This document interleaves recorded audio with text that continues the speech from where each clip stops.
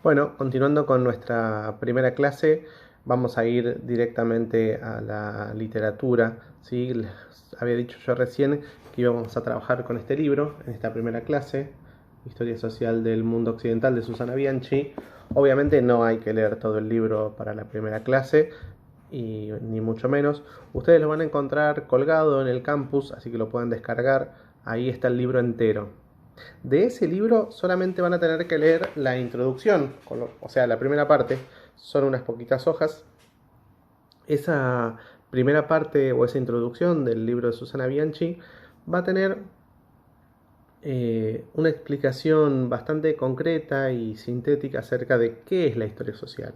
¿Sí? Cuando nosotros pensamos en la historia social, básicamente estamos pensando en alejarnos de una historia clásica, alejarnos de una historia que está fundada solamente en los hechos, alejarnos de una historia que está que está pensada en los grandes hombres, en los héroes, en las grandes personalidades, sino que por lo general la historia social va a encontrar en pequeños relatos la forma de explicar qué es un suceso histórico o cómo sucedió un proceso histórico.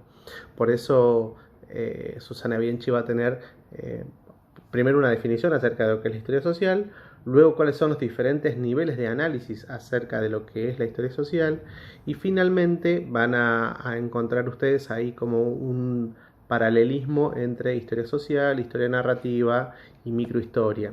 Precisamente porque la historia social está apuntando a esto que yo les decía recién, ¿no? Salir de la historia clásica y proponer una nueva forma de pensar la historia. Esa nueva forma de pensar la historia es ponerla eh, sobre todo en casos más pequeños. ¿Sí? Cuando yo pienso en casos más pequeños, me gusta a mí pensar en las clases presenciales, ¿no? Ustedes, por ejemplo, protagonistas de qué hecho histórico fueron. ¿Sí? Entonces, una vez que ustedes piensan de qué proceso histórico fueron testigos, tranquilamente un historiador podría explicar la historia o ese proceso histórico a partir de sus vivencias. ¿Esto qué significa? Si en mi caso yo siempre digo que podría ser testigo de la crisis del 2001, ¿sí? O fui testigo de la crisis del 2001 en la Argentina.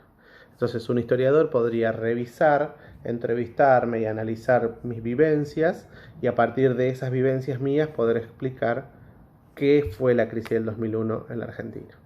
No sé si fui claro, quizás es mucho más fácil cuando uno está delante del otro poder explicarlo, y bueno, nosotros estamos ahora experimentando esta situación de la virtualidad. Entonces, cuando nosotros vayamos a leer historia social, ¿sí? En el caso de Bianchi, de Hobsbawm, de Henry Pirenne, que es otro autor que también vamos a leer, tengo acá el libro, ¿sí? Henry Pirenne, también son libros clásicos acerca de la historia social.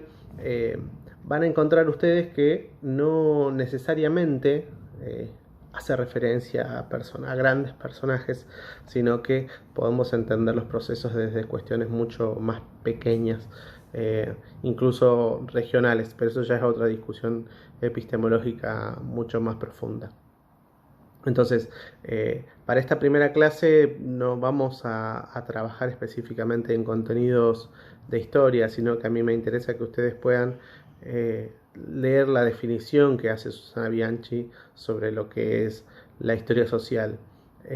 Además, eso les va a permitir eh, empezar a entender cuál es la lógica de la materia específicamente, porque les va a romper a ustedes un poco la estructura del pensamiento clásico, sobre todo pensando en lo que es la periodización de la historia. ¿Sí? Ustedes están acostumbrados, o nosotros estamos acostumbrados en general, a pensar la historia en términos de lo que sucedía en Europa. ¿Esto qué significa?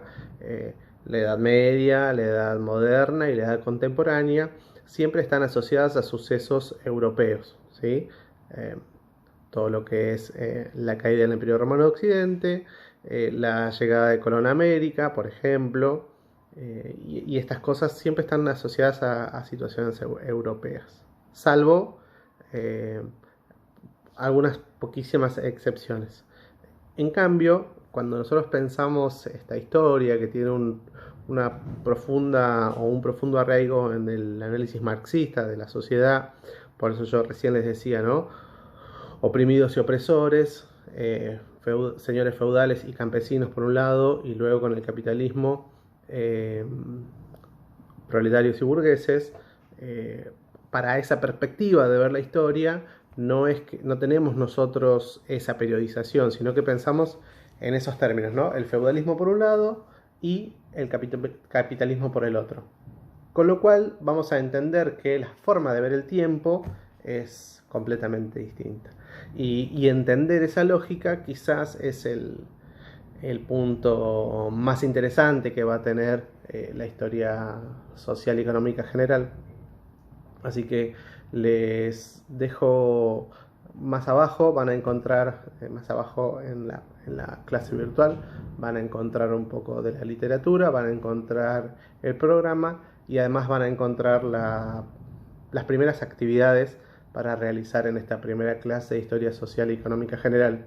Ojalá no sean tantas las clases que tengamos que encontrarnos así, sino que podamos vernos cara a cara, trabajar en el aula, trabajar en clase y conocernos personalmente, que es la mejor forma.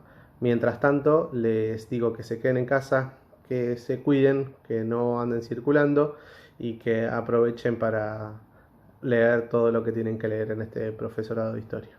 Otra vez les doy la bienvenida a todos y a todas y ojalá podamos vernos pronto.